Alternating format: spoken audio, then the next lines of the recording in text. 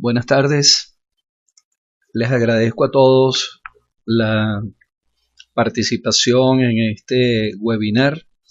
Mi conferencia tiene que ver con el enfoque ecosistémico en la restauración y voy a explicar algunos ejemplos que tenemos en la Reserva Forestal Limataca y los alrededores. Voy a comenzar con esta imagen tomada de la revista Bioyania del 2011. Aquí se muestran los integrantes de la Oficina Técnica Forestal del Ministerio de Agricultura y Cría en 1947. Estaban de pie el señor Grotter, Marshall Turner, Jean-Pierre Bellon, Henry Pittier y el señor Currer. Este señor Marshall Turner fue entre 1948 y 1952 el primer director de la Escuela de Ingeniería Forestal en la ULA. Y Jean-Pierre Bellon también vino a trabajar para la ULA hasta que se jubiló en los años 90 y él fue el creador de la red de parcelas permanentes en bosques tropicales que tiene la más larga data de medición en todo el mundo. Y bueno, Henry Pittier es ampliamente conocido por su labor en pro de la conservación y sus trabajos en botánica aquí en Venezuela. Entonces, ¿por qué muestro esta imagen?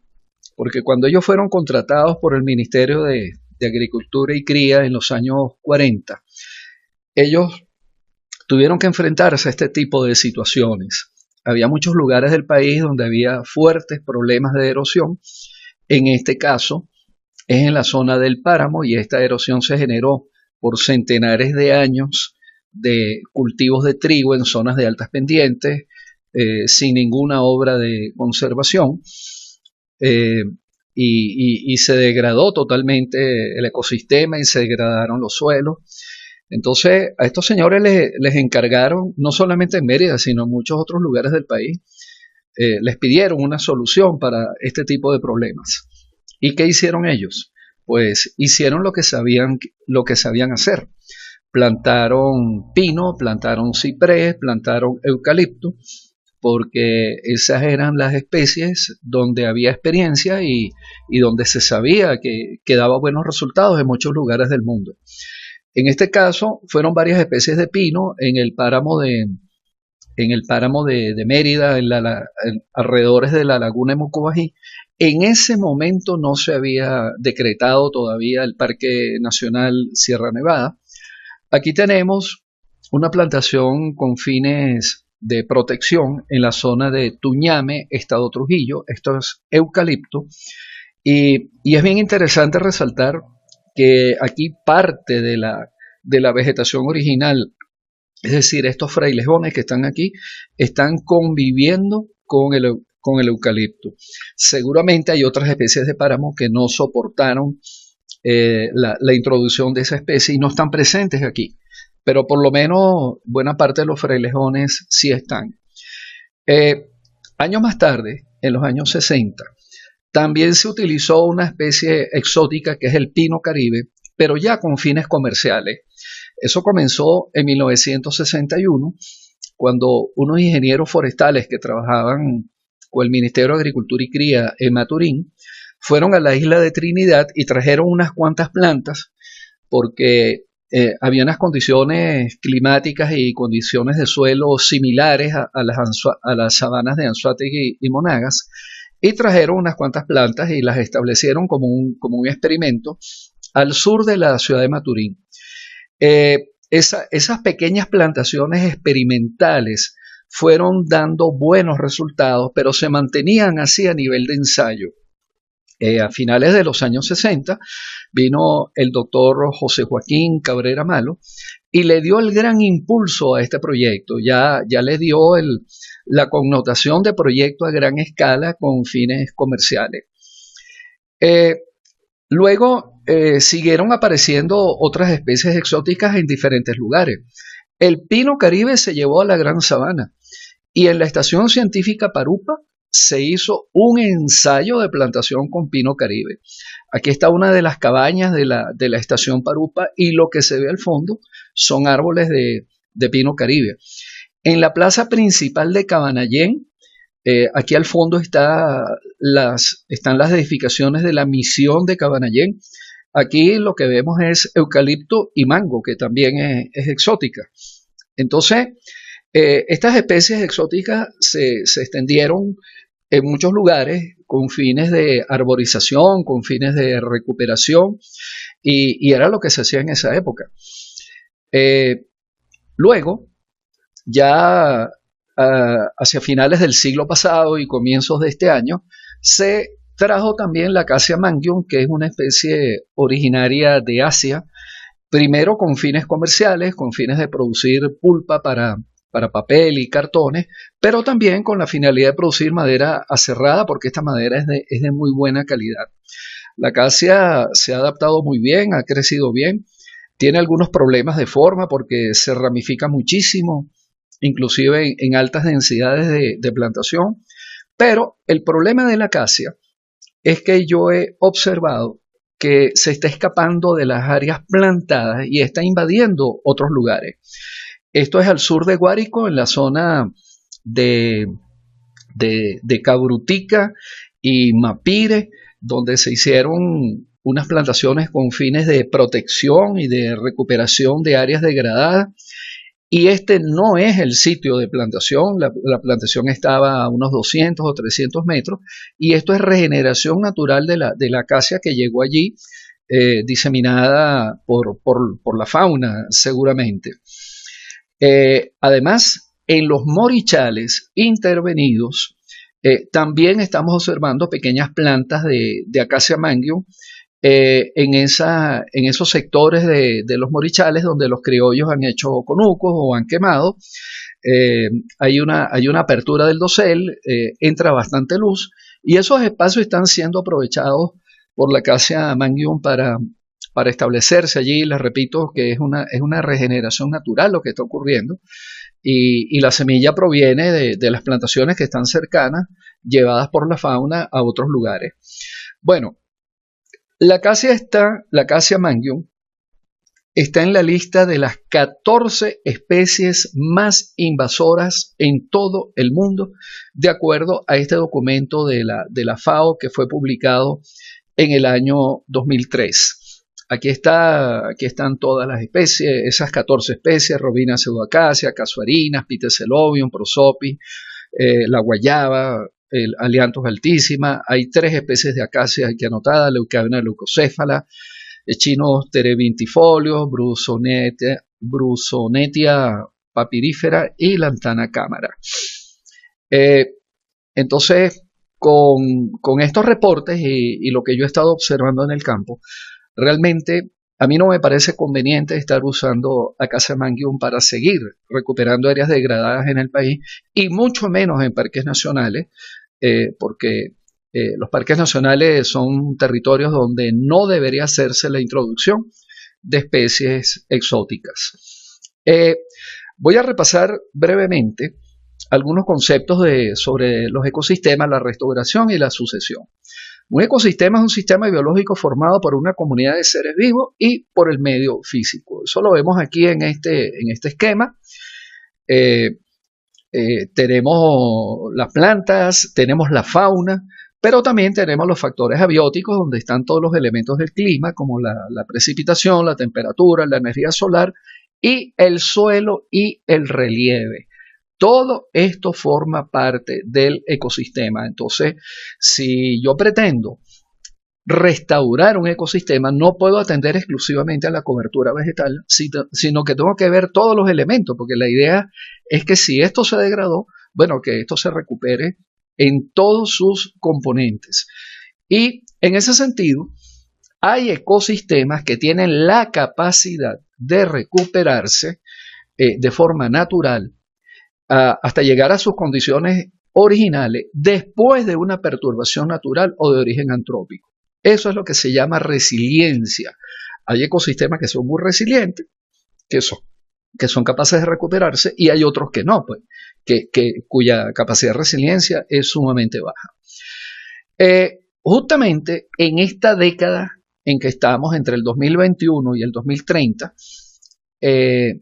las Naciones Unidas declararon este periodo como el decenio de la restauración de los ecosistemas. Y la restauración es una actividad que propicia el retorno del sistema a su estadio previo, o sea, la condición previa a la degradación. La ecología de la restauración pasa por una estrecha interacción con los conceptos propios de la sucesión. Ya vamos a ver lo que es la sucesión vegetal. Esta es una definición de profesor Herrera en un libro sobre restauración que fue editado en el IBIC. A mí me parece una obra excelente y es un material de referencia siempre que queremos tratar este tema. Entonces, cualquiera dirá que el título de mi conferencia es redundante porque yo estoy colocando el enfoque de ecosistemas en la restauración y realmente eso es una redundancia. O sea, todo proceso de restauración automáticamente tiene que tener implícito la visión del ecosistema. Pero como muchas personas no entienden eso, pues yo preferí colocar ese título de esa manera. Bien, cuando una comunidad sufre una perturbación, después que termina la perturbación, ocurre la recuperación de forma natural y eso es lo que se llama la sucesión vegetal. Aquí tenemos un área de conuco que fue tumbado y completamente quemado en la zona central de la Reserva Forestal Limataca, en la vía de Bochinche. Después de la tumba y la quema, pues viene una cosecha de maíz, luego viene una cosecha de yuca, luego cosechan otras plantas como caña de azúcar, piña, ají dulce y algunos otros frutales, pero de manera muy dispersa. Finalmente, el conuco es abandonado y después de unos años, allí hay una recuperación natural con lo que nosotros llamamos especies pioneras autóctonas de la zona. Aquí en este caso estamos viendo que el sitio está totalmente dominado por yagrumo. Nadie sembró ese yagrumo allí, ninguna persona lo sembró, nadie lo ha cuidado. Ese yagrumo es lo que llamamos una especie pionera. Y en eso es que tendríamos que fundamentarnos para facilitar la restauración. La idea es que después de unas decenas de años o tal vez unos centenares de años, esto sigue evolucionando, desaparece el yagrumo, luego vienen otras especies, después otras y después otras, y algún día esto va a ser así como el bosque original que se ve aquí al fondo, en cuanto a altura, en cuanto a biomasa, en cuanto a diversidad, pero la idea es que el proceso de sucesión nos va a llevar a eso. Aquí tenemos otro ejemplo. Estos son los llamados patios de rolas, que son ampliamente utilizados por las empresas madereras que tienen concesiones en las reservas forestales. El patio de rola es un área donde ocurre una deforestación total.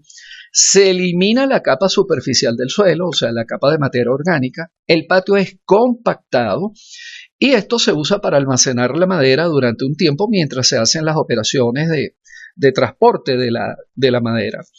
El uso de ese patio puede estar en 1 año, 2 años máximo. Luego el patio es abandonado y 2 o 3 años más tarde vemos una comunidad, digamos, muy agresiva, con una vegetación muy agresiva, que invade el patio de rola. Aquí puede haber piper, solanum, trema, bismia, es decir, aquí habría cordoncillo, tabaquillo, guasimillo, muchas de estas especies pioneras del ecosistema, y les aseguro que aquí hay una cantidad, una variedad muy grande de trepadoros o de bejucos, todos con espinas, con ganchos, con transformaciones en las hojas, en las estípulas que les ayudan a trepar. Entonces, en el nombre común, allí tenemos plantas que se llaman bejuco, uña de murciélago, uña de gavilán, uña de gato, uña de ratón, es decir, todas las uñas posibles en cuanto a plantas están allí presentes. Les repito, es una vegetación muy agresiva la que invade estos patos de rola. Yo creo que el 90% de los patos de rola, yo creo que se recuperan solos de esta manera. En las carreteras, también se hace una deforestación, se elimina la capa de materia orgánica, se coloca granza y se compacta la carretera.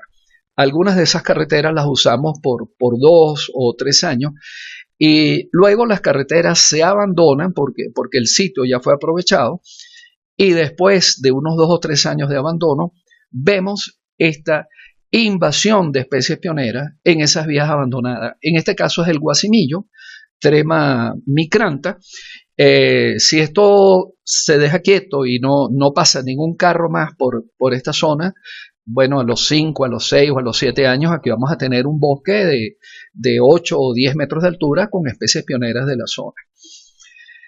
Entonces, esto es lo que llamamos la sucesión vegetal. Eso ha sido ampliamente estudiado en todos los trópicos y en el trópico americano están los trabajos de Vasquellanes y Guevara, de Feinegan y de Guariguata y Ostertag. Esto es un resumen de todos esos trabajos. La sucesión se va dando de acuerdo a diferentes etapas. En cada etapa hay un grupo de géneros o de especies que son las más frecuentes en cada una de esas etapas.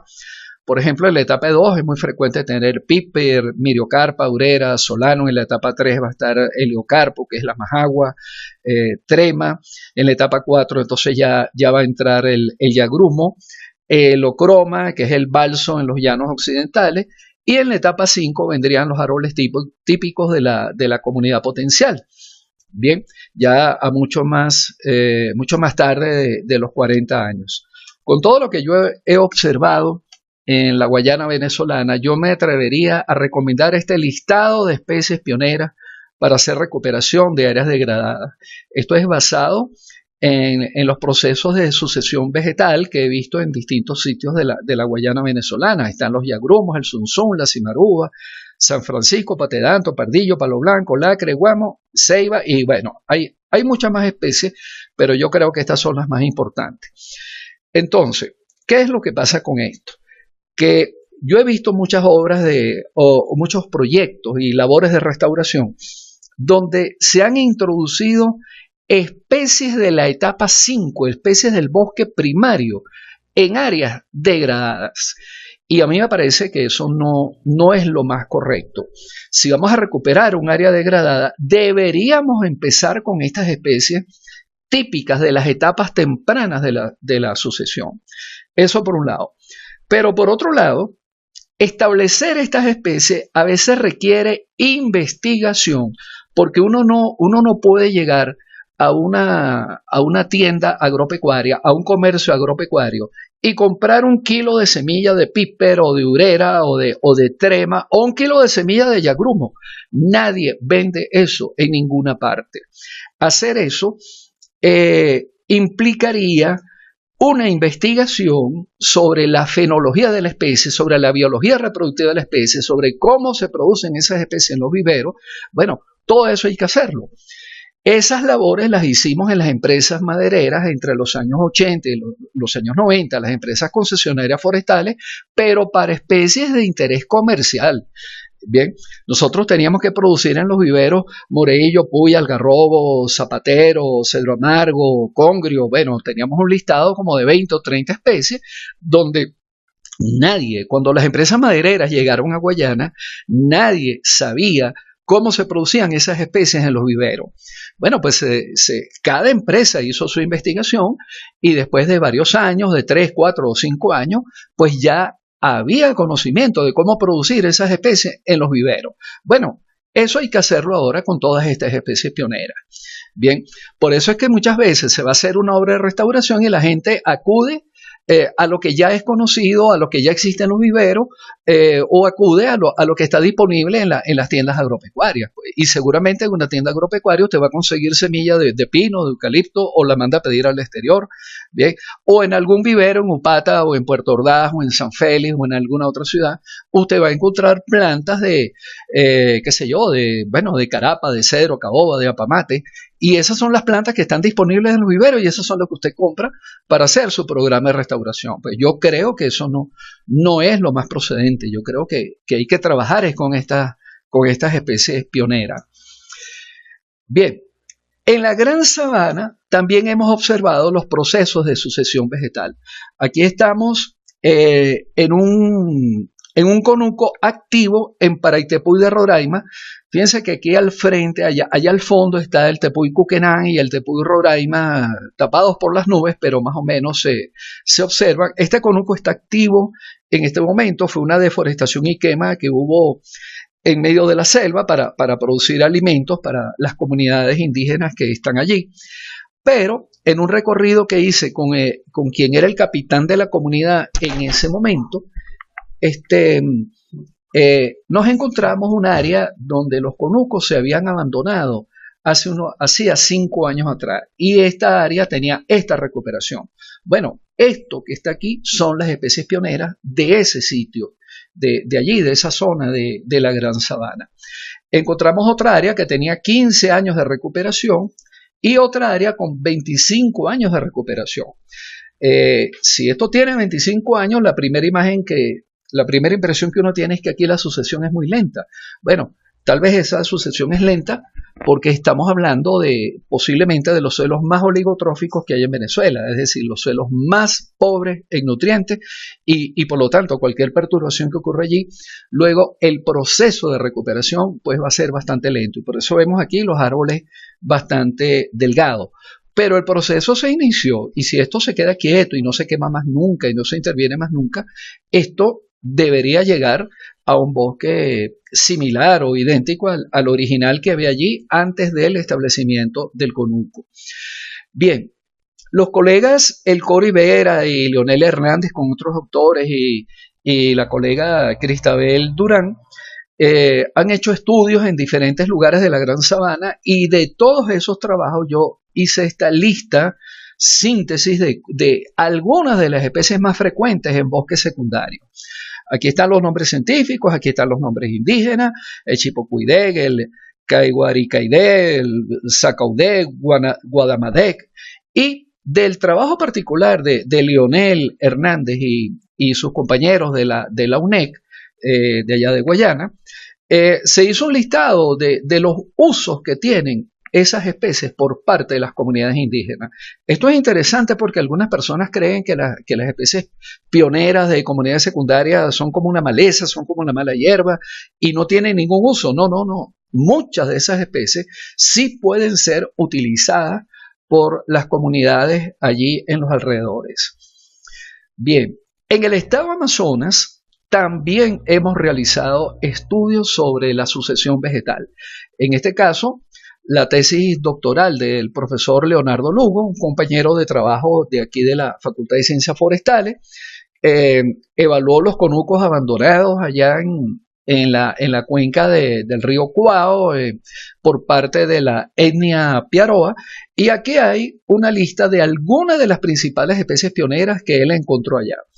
Yo le he puesto ojo aquí a Inga edulis, que produce estas guamas, estos frutos deliciosos, muy dulces, con mucha pulpa, y Pouruma secropiifolia, que los criollos la llaman cocura o la uva del Amazonas, es una fruta deliciosa, porque yo creo que hay que tener mucho cuidado al recuperar áreas donde ha habido contaminación por mercurio, porque existe la posibilidad de que la planta sea bioacumuladora de mercurio, y si alguien consume estos frutos, pues va a tener algo se va a contaminar, va a ingerir, posiblemente va a ingerir mercurio acumulado en estos frutos. Eso es algo que hay que investigarlo, pero yo prefiero tener cautela, y si hay una comunidad cercana al área contaminada con mercurio, yo prefiero que no se planten estas especies frutales para que no haya ningún riesgo de que alguien vaya a consumir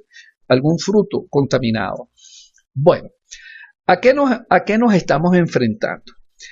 En la mayor parte de las áreas mineras de la Guayana venezolana, se calcula que hay entre 50 y 100 mil hectáreas afectadas por minería, y yo creo que cerca del 90% está en esta situación. Lo que más hay es minería de monitores hidráulicos, donde aprovechan los aluviones a lo largo de los ríos.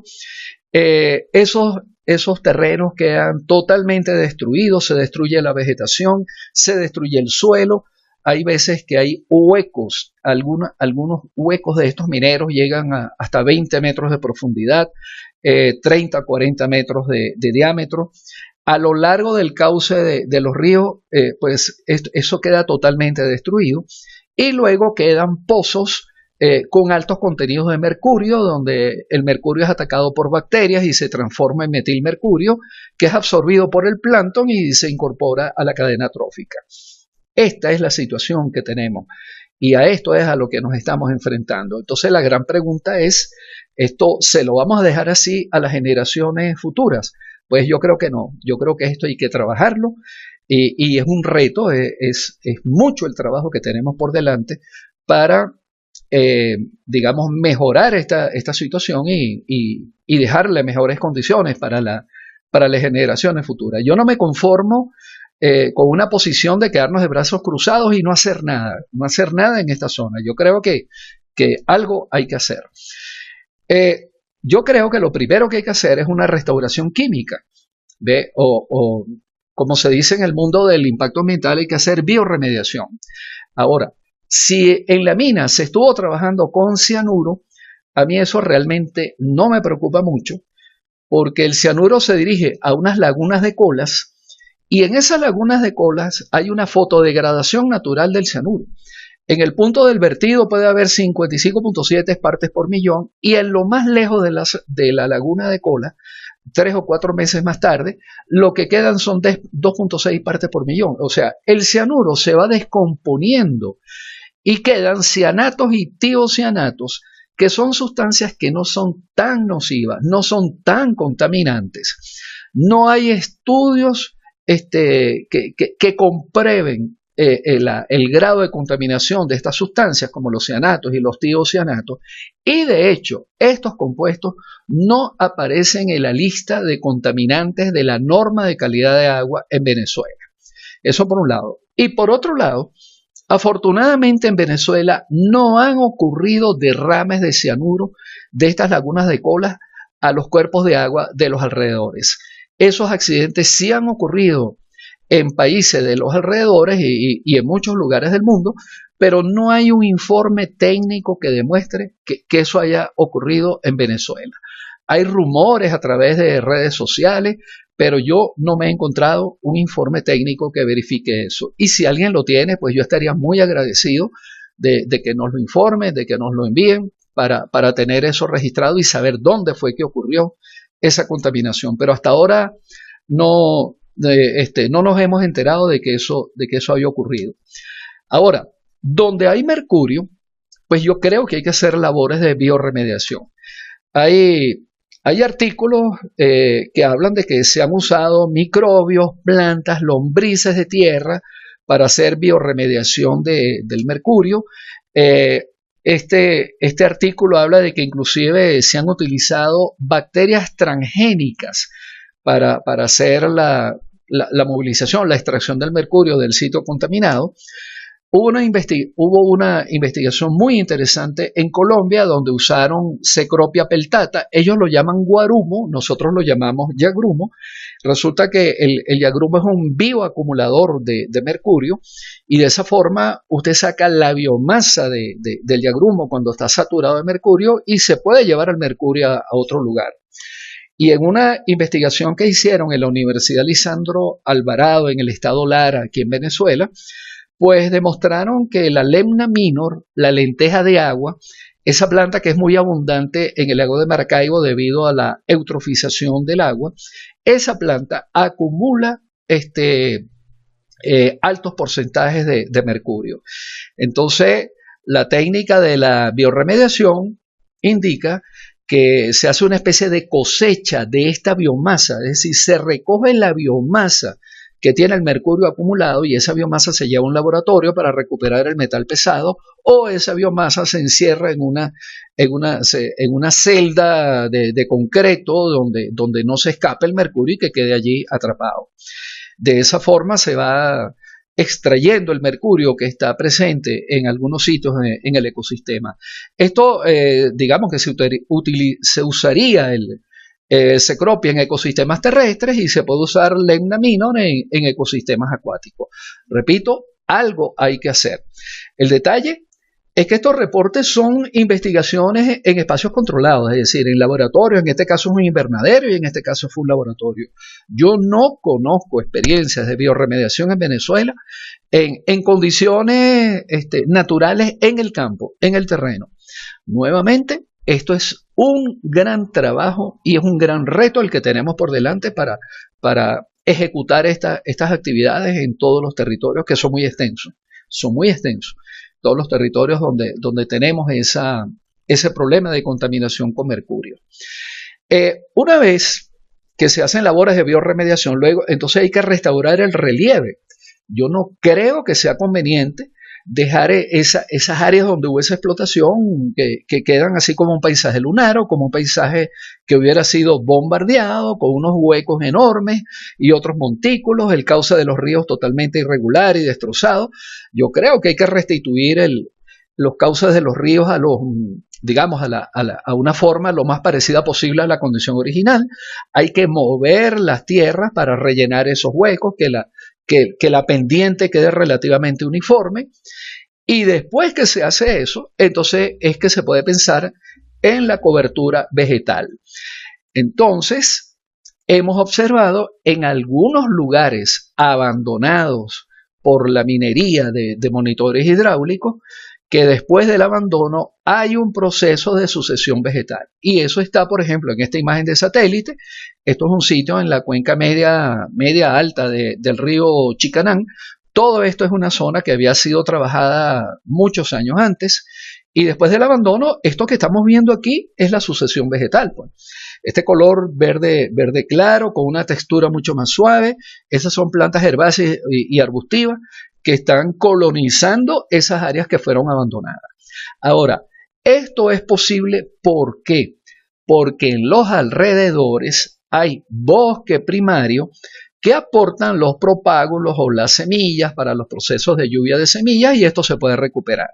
Si este fuera un territorio sumamente extenso y el área de bosque primario quedara muy, muy lejos del área afectada, pues por supuesto, el proceso de sucesión vegetal va a ser muy lento o posiblemente no va a ocurrir. O va a ser extremadamente lento, ¿no? O sea, que van a pasar centenares de años para que lleguen las primeras plantas herbáceas. Pero muchas de las áreas de minería es una minería de aluvión, de monitores hidráulicos, y eso está a lo largo de los cursos de los ríos. Entonces la afectación es así muy alargada. Y al ser una afectación alargada, en franjas muy largas, repito, laterales a los ríos, bueno, allí cerca tenemos, digamos, la fuente de donde va a surgir la semilla que puede recuperar estas áreas, ¿no? Repito, esto solamente es la cobertura vegetal. Aquí no estoy diciendo que se esté resolviendo el problema del mercurio, aquí no se ha restaurado el relieve. Yo no estoy de acuerdo con que eso se quede así. Lo que quiero demostrar es que sí hay una sucesión vegetal en este sitio. Desde tierra y desde recorridos que hemos hecho en helicóptero y en avioneta en algunas áreas abandonadas por la minería, pues también hemos visto, digamos, mucho más de cerca el proceso de sucesión vegetal en áreas abandonadas por minería. En este caso es un río, aquí también era otro río, y en este caso es una mina de cielo abierto, una excavación superficial industrial, que en el mundo minero esto se llama un open pit, ¿bien? Y después tal vez de unos 4 o 5 años de abandono, esto está siendo colonizado por plantas pioneras. Entonces, en algunos documentos técnicos está reflejado que ese proceso ocurre. Por ejemplo, en el documento técnico del Plan de Ordenamiento de Imataca, en un artículo científico publicado por Rosa Guevara, Judy Rosales y Helio Sanoja en el 2005, ellos analizaron unas minas abandonadas donde se sacó hierro y observaron el proceso de sucesión vegetal. Y Wilmer Díaz y Silvino El Coro pues, hicieron un trabajo en estas áreas de minería de aluvión que se abandonaron y donde hay una sucesión vegetal. De todos estos trabajos, pues aquí yo saco esta lista de especies pioneras que que están allí presentes. Y he colocado los nombres completos de estas personas para que se vea que en muchas partes del país hay gente que tiene experiencia en sucesión vegetal, que tiene experiencia en identificar plantas pioneras. Entonces, no solamente aquí en la ULA hemos hecho esos estudios, yo estoy seguro que en Maracaibo, en Caracas, en Guayana, en muchas partes hay muchos expertos a quienes se les puede preguntar para que recomienden plantas pioneras para hacer restauración. Se ha puesto muy de moda digamos, lanzar bombas de semillas o lanzar lo que se llaman los avivos. Las bombas de semillas fueron inventadas por el señor Masanobu Fukuoka en Japón en los años 60 y eso se llamaba Nendo Dango y era una bola de arcilla también con un sustrato que tenía sustancias nutritivas y una mezcla de semillas de especies pioneras. Eso se hacía una pequeña compactación de esas pelotas y eso se lanzaba con la fuerza del brazo desde tierra o se lanzaba desde helicóptero o desde avioneta y eso ha sido una técnica para restaurar áreas degradadas. Siguiendo el mismo principio de estas bombas de semillas o Nendo Dango, más recientemente pues entonces se están haciendo los llamados avivos, donde en una bolsa de papel o de cartón se coloca el sustrato, se coloca la mezcla de semillas de especies pioneras y eso también se lanza desde tierra con la fuerza del brazo o se lanza desde avioneta o desde helicóptero para recuperar las áreas degradadas. Pero repito, yo creo que primero hay que hacer la biorremediación y segundo hay que hacer la restitución de la topografía para luego colocar aplicar estas técnicas. Algunas empresas mineras han hecho plantaciones de individuos, de arbolitos producidos en un vivero. Por ejemplo, la empresa Rusoro en la mina El Chocó, en el Callao, colocó en estos sitios semillas de hierbas como Paspalum, Brachiaria y colocaron individuos producidos en vivero de vetiver, que es Chrysopogon sisanoidea. Aquí vemos el vetiver, que ha sido muy exitoso el establecimiento, y esto se colocó aquí en lo que se denomina un canal de corona para evitar la escorrentía en la ladera y frenar la erosión. El estrato herbáceo aquí en la ladera se logró con Paspalum y con Brachiaria. Brachiaria es también una especie exótica, al igual que el vetiver, pero el vetiver está siendo utilizado yo creo que desde hace más de un centenar de años en muchos lugares de Venezuela.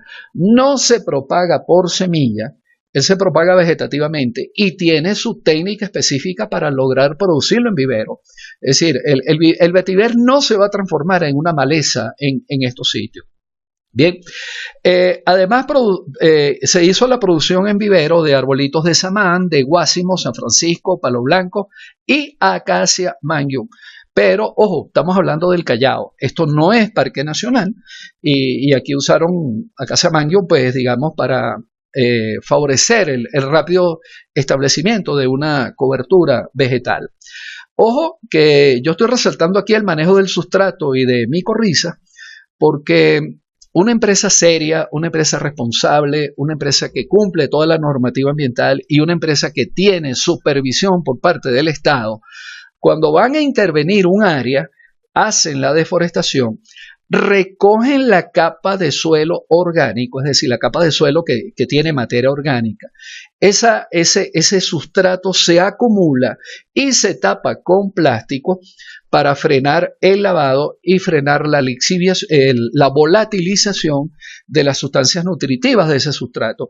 Y cuando se va a hacer la reforestación o la revegetación, el sustrato se coloca de forma uniforme, bien repartido en esta superficie y luego es que se riegan las semillas de gramíneas y se plantan los arbolitos. Hay que entender que todas estas especies vegetales que se van a establecer aquí necesitan un cierto sustrato para que sean exitosas.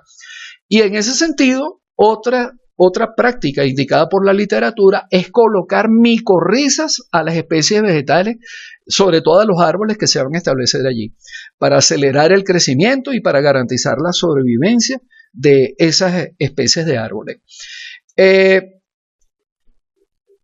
La imagen que teníamos antes corresponde a lo que se denomina una escombrera, un lugar donde se depositó material estéril que ya no tenía, pues no tenía altos contenidos de oro. Eso se ordenó en una colina con una topografía similar o idéntica a las colinas de los alrededores. Esta era la imagen de esta escombrera en el año 2008 sin ninguna... claro, la escombrera estaba recién construida y no tenía ninguna cobertura vegetal. Se aplicaron las técnicas que mencioné en la imagen anterior y ya para el 2013 tenían una incipiente cobertura vegetal como lo estamos viendo aquí en esta foto. Esa escombrera corresponde a lo que está aquí en este recuadro, en esta imagen Landsat 5 del año 2008. Y en el año 2020, con una imagen Landsat 8, vemos que eso tiene una alta cobertura vegetal.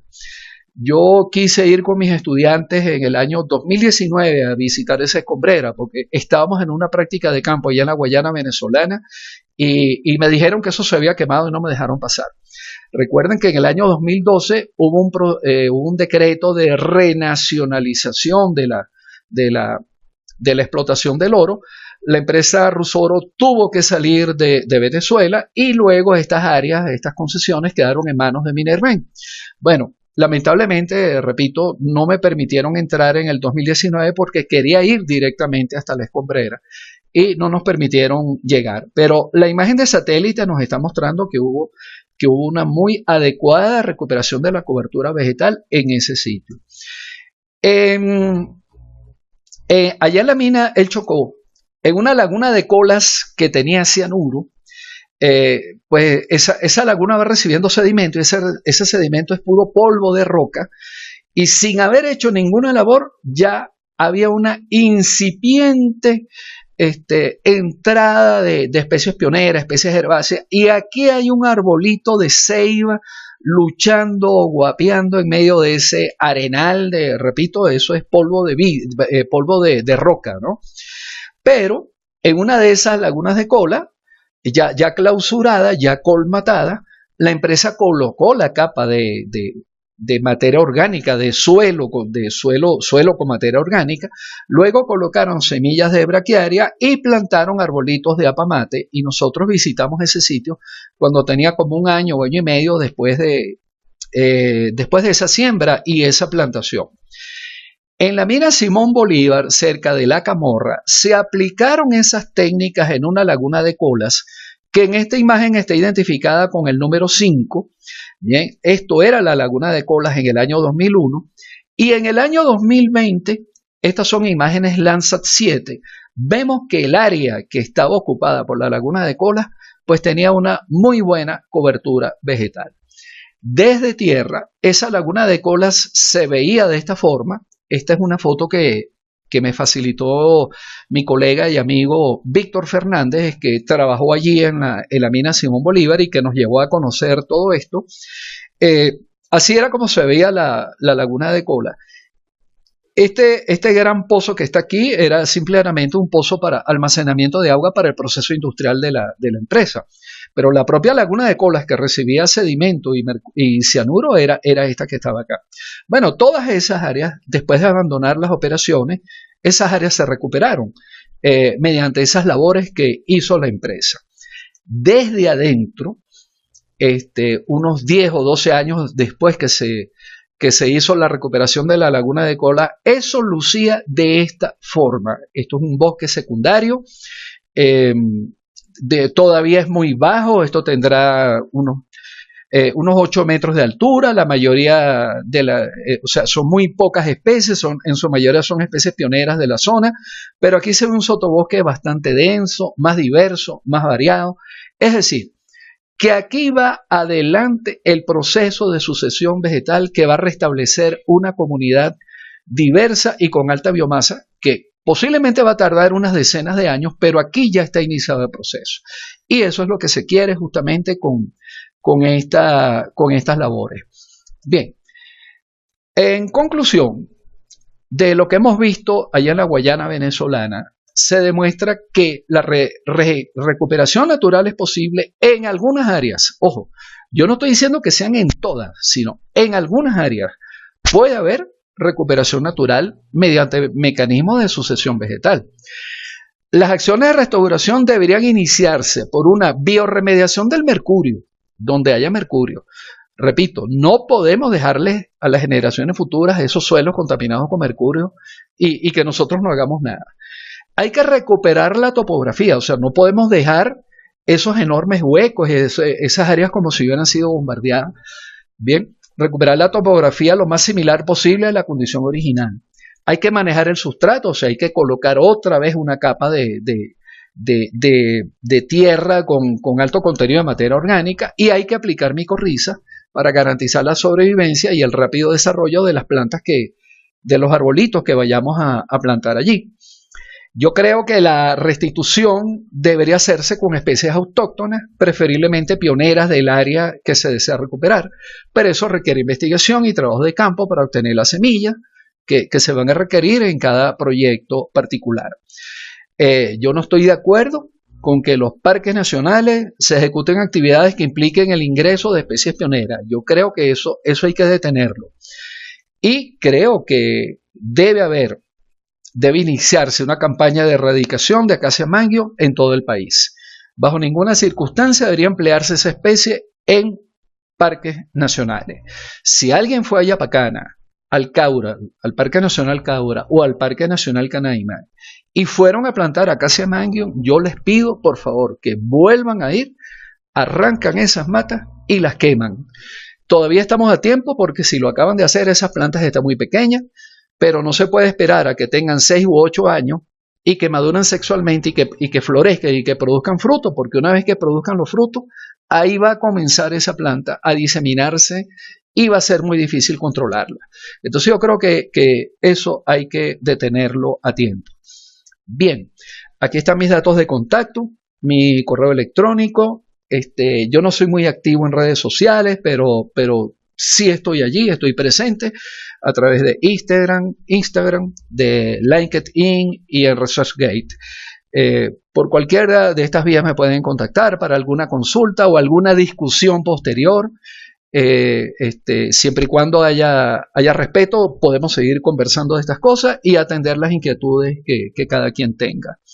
Bien, muchas gracias por su atención y espero que esto haya sido de su interés. Hasta luego, pues.